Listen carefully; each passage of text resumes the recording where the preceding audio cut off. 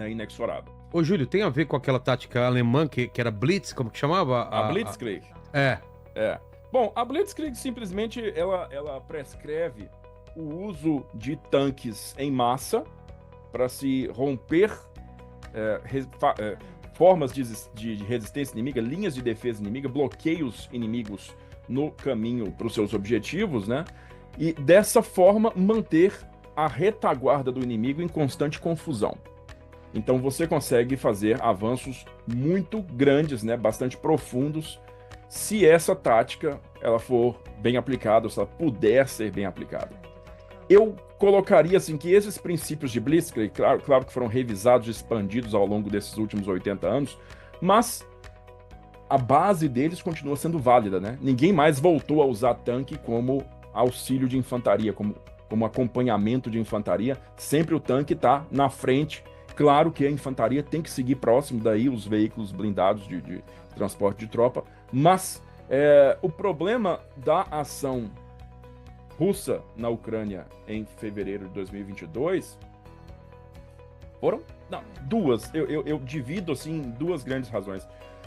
A primeira delas, um planejamento que distorceu bastante os reportes de inteligência sobre possibilidades de resistência da Ucrânia.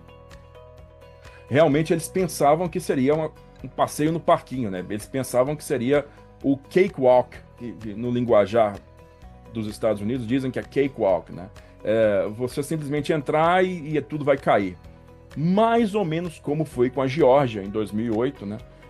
Eles pensavam que talvez pudessem refazer aquilo. Ou mesmo talvez com a própria invasão da Crimeia em 2014, que deixou muito claro, assim, pro pessoal do Kremlin, né, que não haveria resistência séria. A Crimeia caiu quase que instantaneamente, se não instantaneamente, em 2014, e isso deixou uma impressão bastante errada do que poderia acontecer num outro cenário anos depois, né? Então, passa 2014 para 2022, a Ucrânia recebeu uma imensa ajuda ocidental, não só material, quanto também doutrinária, né? Muito treinamento que esses soldados receberam.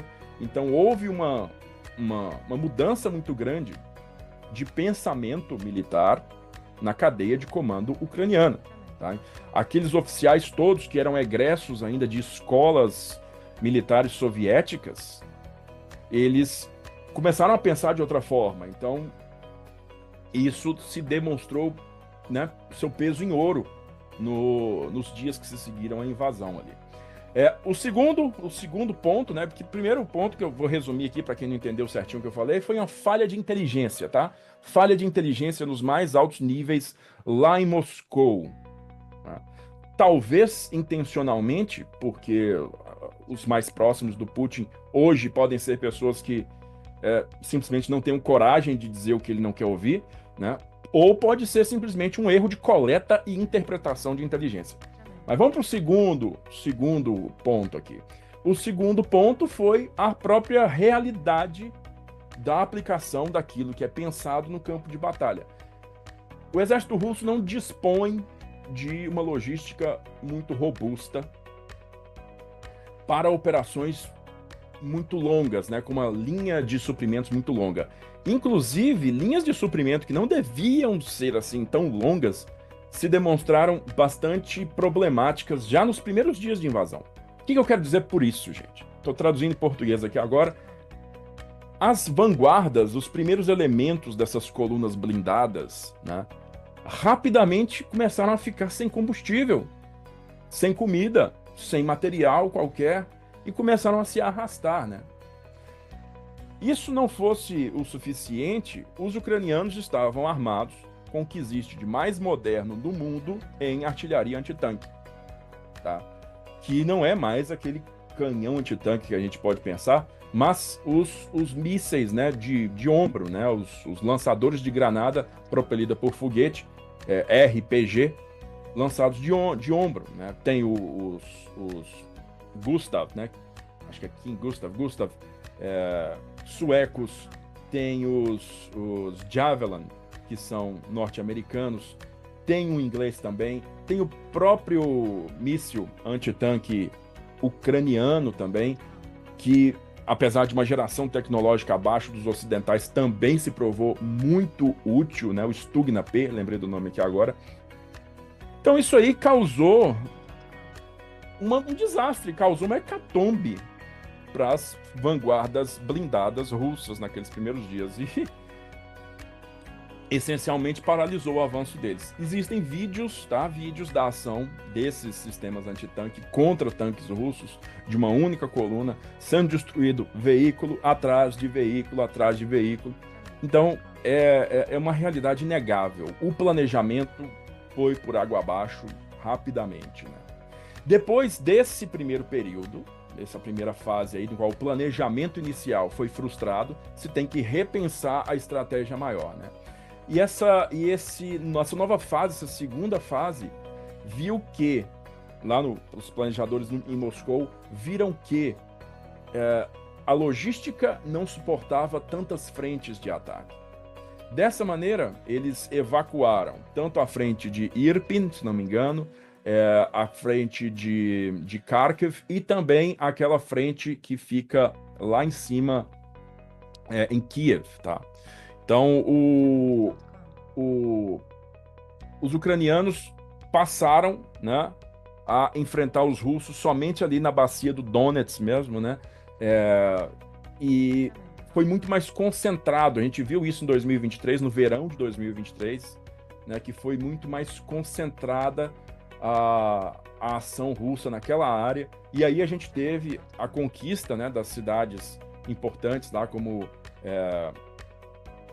do verão. Talvez o Marcílio consiga lembrar para mim o nome Bakhmut. das cidades aqui agora. Bakhmut? Não Bakhmut. Bakhmut demorou bastante para ser conquistada. Eu tô falando daquelas que caíram no verão de 2023.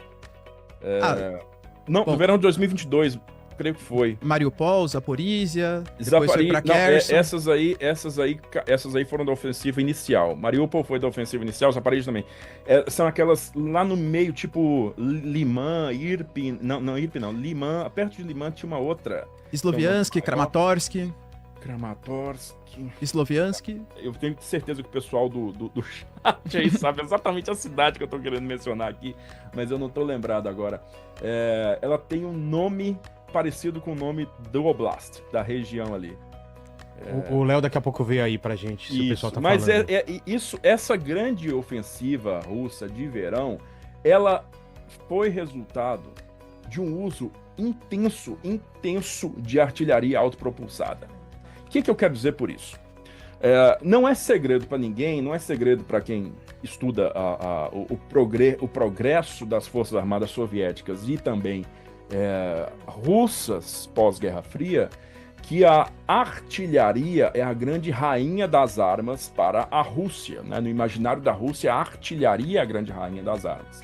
Então, desde a Segunda Guerra Mundial, você pode conferir naqueles vídeos, naquelas filmagens de propaganda que eram feitas, que o tiro, né, em grande escala de armas de artilharia sincronizadas ou em sequência era muito valorizado pelos cinegrafistas, né, e pelo governo soviético. E isso se reflete na gigantesca quantidade de peças de artilharia que eles têm dentro do seu contingente, tá, militar. Inclusive, é o único quesito em que o exército russo sozinho consegue superar toda a OTAN junta, né? A OTAN junta inteira. Somando Estados Unidos, Inglaterra, França, Alemanha, todo mundo, ainda tem menos peça de artilharia do que a Rússia. A Rússia tem muita artilharia. E boa parte dessa artilharia russa hoje é artilharia autopropulsada, ou seja, ela é de fácil locomoção, rápida locomoção. É uma artilharia mais cara que a rebocada? Mas também ela é muito mais versátil. Então, esses sistemas de artilharia simplesmente faziam o quê?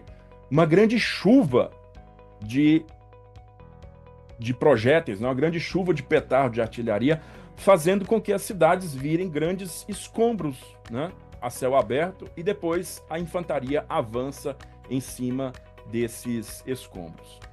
Isso acontece muito hoje por conta, basicamente, da anulação do poderio da cavalaria blindada, né, que são os tanques. Os tanques caíram vítimas dos sistemas antitanque, da artilharia antitanque e depois dos drones. Anularam os tanques no campo de batalha, basicamente anularam os tanques. Tanto que você consegue perceber que o exército russo ainda detém uma vantagem numérica e uma vantagem potencial, né, também de calibre, de intensidade, bem maior do que o exército ucraniano, né? A quantidade de artilharia gasta por dia, dependendo da análise, varia de 6 para 10 vezes, de 6 a 10 vezes o que os ucranianos conseguem gastar, cara. Então, é muita artilharia. Por isso que você vê, né, Marcílio, essas cidades que você mencionou aí, tipo Kramatorsk, tipo Mariupol, tipo a pior delas, que você mencionou primeiro. Bakhmut. Bakhmut virou o quê, cara? Se o Lenny conseguir aí a foto de Bakhmut, mostra pro pessoal aí o que virou. Não virou nada. Quer dizer, a conquista da cidade, ela tem que se transformar numa aniquilação da cidade. Não é isso? Então, hoje, a gente vê que o exército russo, ele avança gradualmente, né, constantemente, mas são avanços pormenorizados. Não existe um grande rompimento que leve a uma quebra geral das linhas ucranianas, que gere confusão na retaguarda, que vai levar a uma quebra do dispositivo ucraniano inteiro. Então, não existe isso. A gente está vendo o quê? Um cenário Primeira Guerra Mundial de novo. Se ocupa a trincheira, os caras têm uma segunda trincheira. Se ocupa a segunda trincheira, os caras têm uma terceira trincheira. E aí morre gente e, na verdade, a frente de batalha não anda muito. Então, se você consegue pegar a frente de batalha do verão de 2022, né, vamos dizer assim, que foi quando, depois que o exército russo avançou naqueles primeiros dias e depois teve que parar por conta da falta de suprimentos, né, por conta da desorganização das vanguardas, pega o ponto onde estava, vai no Google Earth lá, faz uma linha com uma régua e você vai ver quantos quilômetros foram. Quer dizer, são 2 anos de combate que não somaram uma quantidade muito grande de território, não. Quer dizer, não é um conflito que está sendo resolvido por blitzkrieg, não é um conflito que está sendo resolvido por ações definitivas. Até o momento, você tem um impasse tecnológico, né? De novo, igual 1914, é um impasse tecnológico no qual, né, as novas tecnologias, os novos atores no campo de batalha, o que eu estou querendo dizer por isso? Os drones, os sistemas antitanque, toda a eletrônica que está sendo usada, né, superou os meios de combate existentes, superou aquilo que os pensadores nas academias militares entendem por fazer guerra. Então hoje tá todo mundo repensando, cara. Tá todo mundo repensando o que vai ser a guerra daqui para frente. O pessoal fala também na guerra total, né? Tá de informação contra informação, justamente, fake news. A guerra híbrida. A guerra híbrida, né? Ou a guerra em... A gente fala de 5 camadas, mas existe uma camada transversal, né? A camada transversal é aquela que corta as 5. As 5 é terra, água, ar, espaço, ciberespaço. Nossa. 5 camadas, como se fosse um bolo, né? Bolo. Mas tem uma que corta todas elas transversalmente, assim, que chama informação. Né? A informação é essa guerra que você está falando aí, que é de importância suprema, tá? Importância suprema do conflito. Eu tive Júlio, eu tive na Polônia ano passado, talvez? Foi isso, Lene? Ano passado ou retrasado? Ano passado, e o governo da Polônia tinha um trabalho enorme de combater a desinformação, porque os russos estavam fazendo sites iguaizinhos aos de verdade, com informações falsas, estavam despejando folhetos nas fronteiras, em alguns lugares, com informação falsa também. Então, os caras têm um trabalho também para desmentir algumas coisas. Sim, a guerra de informação é uma guerra que é considerada fundamental, muito importante pela Rússia e era pela União Soviética, porque a guerra da União Soviética, né, sempre foi uma guerra existencial e uma guerra ideológica. O Ocidente não comungaria nunca com a União Soviética por uma questão ideológica. O sistema deles é ideologicamente contrário ao nosso sistema.